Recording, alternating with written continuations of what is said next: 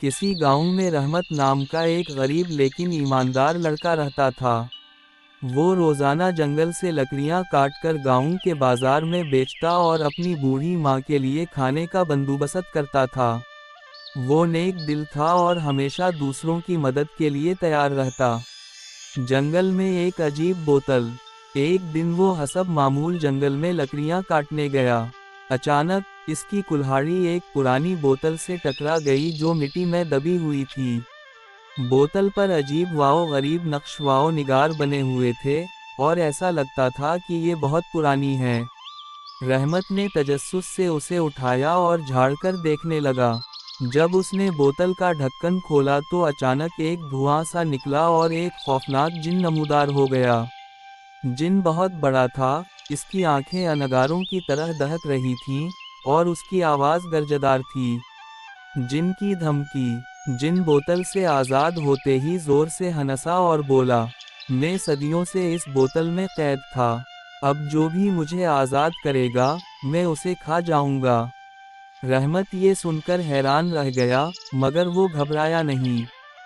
وہ سمجھدار اور حاضر دماغ تھا۔ اس نے مسکراتے ہوئے کہا، اے جن، اگر تم واقعی صدیوں سے بوتل میں قید تھے، تو مجھے یہ کیسے یقین آئے کہ تم اتنے بڑے ہو کر اس چھوٹی سی بوتل میں سما سکتے ہو؟ جن کو یہ بات سن کر غصہ آیا اور وہ بولا، تم مجھ پر شک کر رہے ہو؟ میں تمہیں ابھی دکھاتا ہوں۔ یہ کہہ کر جن دوبارہ دھوئیں میں تبدیل ہوا اور بوتل میں چلا گیا۔ جیسے ہی وہ مکمل طور پر اندر گیا، رحمت نے فوراً بوتل کا ڈھکن بند کر دیا اور زور سے ہنس کر کہا، اب تم پھر سے قید ہو چکے ہو۔ جن کی منت سماجت۔ جن نے اندر سے چلانا شروع کیا، اے عقل مند لڑکے، مجھے باہر نکالو۔ میں تم سے وعدہ کرتا ہوں کہ تمہیں نقصان نہیں پہنچاؤں گا، بلکہ تمہیں انعام دوں گا۔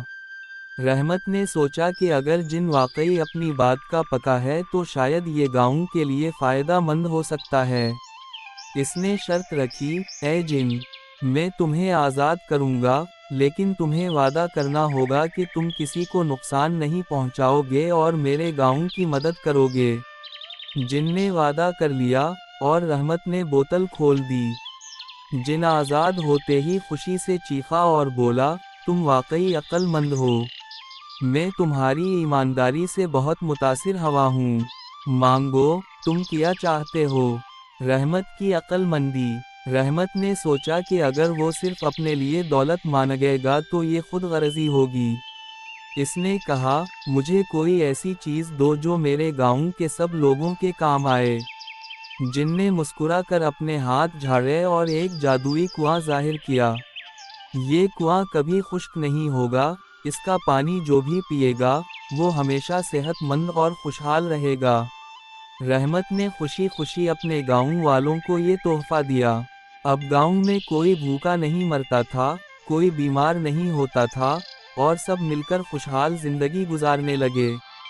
رحمت کی عقل، ایمانداری اور دوسروں کی بھلائی کے لیے سوچنے کی عادت نے پورے گاؤں کو خوشحال بنا دیا۔ کہانی سے یہ سبق ملتا ہے کہ عقل مندی ہمیشہ طاقت پر بھاری پڑتی ہے، اور دوسروں کی بھلائی میں ہی اصل کامیابی ہے۔